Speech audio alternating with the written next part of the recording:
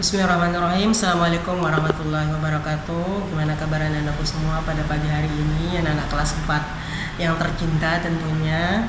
Mudah-mudahan Ustadz jumpai dalam keadaan sehat selalu ya, dan selalu berbahagia tentunya. Baik anak-anakku semua, materi kita pada pagi hari ini adalah melanjutkan dari materi yang kemarin. Kalau kemarin kita sudah membahas tentang surah Al-Fil melalui audio, sekarang melalui audio visual atau video. Nah, materi kita sekarang adalah tentang rukun beriman kepada rukun iman yang kedua, yaitu beriman kepada malaikat Allah. Tapi sebelum kita ke sana, marilah kita berdoa terlebih dahulu dengan bersama-sama membaca sebasmalah. Bismillahirrahmanirrahim. Rabbi zidna ilma warzuqna fahma. Amin amin ya rabbal alamin. Raditu billahi rabba wa bil islami dina wa bi muhammadin nabiyya wa rasula. Baik anak-anakku semua, seperti yang Ustadz sampaikan tadi adalah materi kita berikut adalah tentang beriman kepada malaikat Allah Subhanahu wa taala. Nah, nanti ini kalian bisa lihat sendiri di bukunya secara lengkapnya itu di halaman 73 sampai dengan 77. Nah, di sini apa yang menyebabkan kita beriman kepada Allah di sini sudah tercantum di dalam surah Al-Baqarah ayat 285 yang artinya semuanya beriman kepada Allah, malaikat-malaikatnya, kitab-kitabnya dan rasul-rasulnya. Ini adalah sumber yang menyuruh kita untuk beriman kepada Allah, dan ini adalah rukun iman yang kedua. Barang siapa yang tidak beriman di salah satu rukun iman yang 6 itu berarti dia tidak percaya, ya, seperti itu. Berarti dia ingkar, bukan orang Islam. Baik anak-anakku semua, di sini rukun iman yang kedua adalah beriman kepada malaikat Allah. Nah, Ustadz yakin kalian sudah hafal rukun iman itu yang 6 itu ya. Kita cuma membahas yang satu. Di sini itu malaikat. Ada yang tahu malaikat enggak? Makhluk apa dia? Gaib? Nyata apa gimana? Makhluk gaib. Tapi kita harus beriman karena kita tidak bisa melihat malaikat. Apa itu malaikat? Malaikat adalah makhluk Allah yang gaib karena tidak bisa dilihat oleh manusia. Kita beriman adanya malaikat karena Allah yang telah memberitahukannya melalui firman-Nya di dalam Al-Qur'an, yaitu surah Al-Baqarah ayat 285. Nah, di sini materi berikutnya adalah berapa sih banyak malaikat itu, Ustaz? Banyak malaikat itu banyak banget, nggak bisa kehitung saking banyaknya. Iya.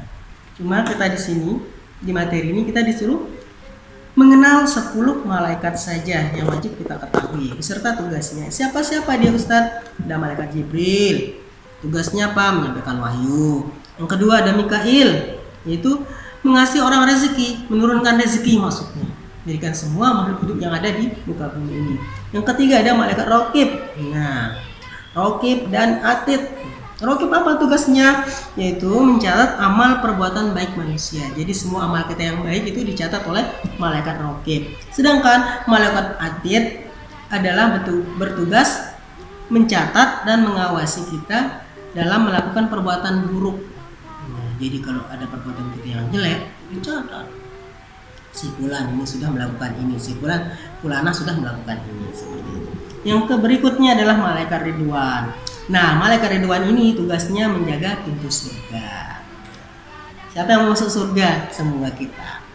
Berikutnya adalah malaikat Malik. Nah, ini nih yang serem ini adalah penjaga pintu neraka. Jadi nggak ada senyum-senyumnya gitu, katanya di sebuah riwayat. Berikutnya adalah malaikat Israel. Nah, ini dia nih. Jadi kalau ada yang diumumkan di masjid itu innalillahi wa inna ilaihi rajiun, berarti dia sudah dicabut nyawanya oleh malaikat Israel dan sudah habis masa hidupnya di dunia. Berikutnya adalah malaikat Israfil. Nah, Israfil ini adalah meniup sangkakala, menandakan bahwa dunia ini sudah berakhir. Nah, tinggal menunggu dunia berikutnya. Maksudnya hari kiamat. Yang terakhir adalah malaikat Mungkar dan Nakir. Nah, ini dia nih. Setelah kita meninggal, dikafani, disolati, dikuburkan. Nah, di dalam kubur itu tinggal kita akan bertemu dengan malaikat Mungkar dan Nakir.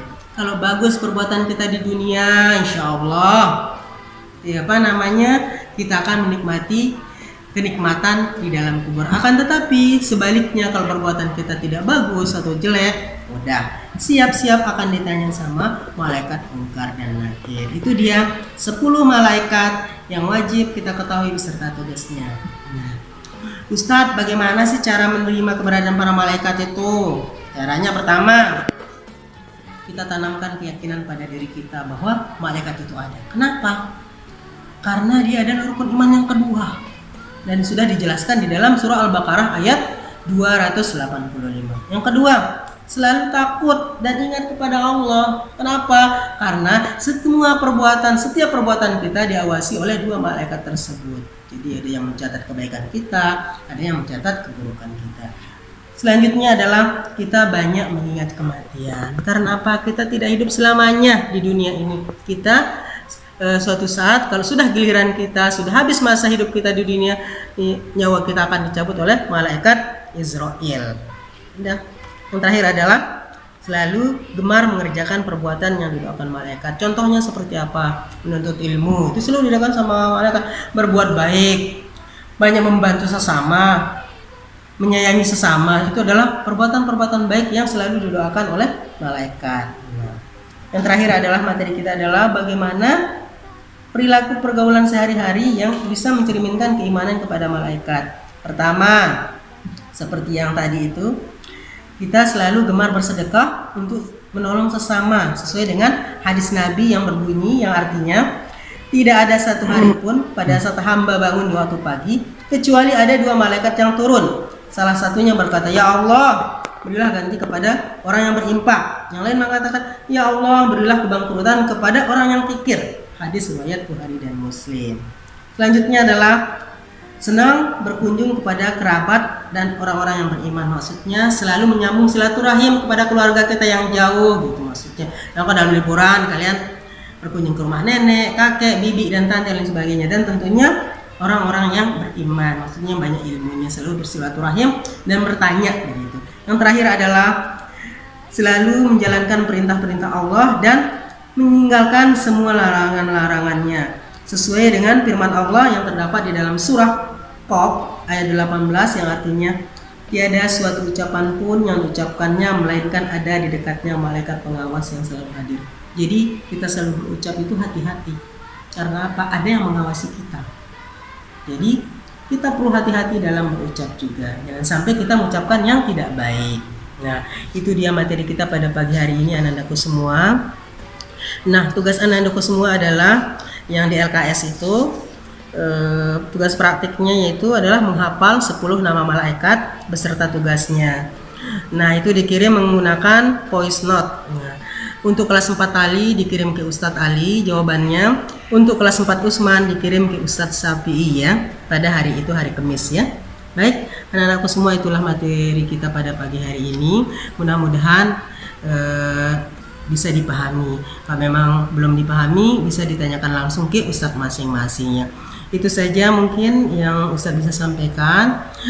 Mari kita tutup pelajaran kita pada pagi hari ini dengan bersama-sama baca Sehamdalah Alhamdulillahi Rabbil Alamin Subhanakallahumma wa bihamdika Ashhadu an la ilaha illa anta Astaghfiruka wa atubu ilaik. Assalamualaikum warahmatullahi wabarakatuh.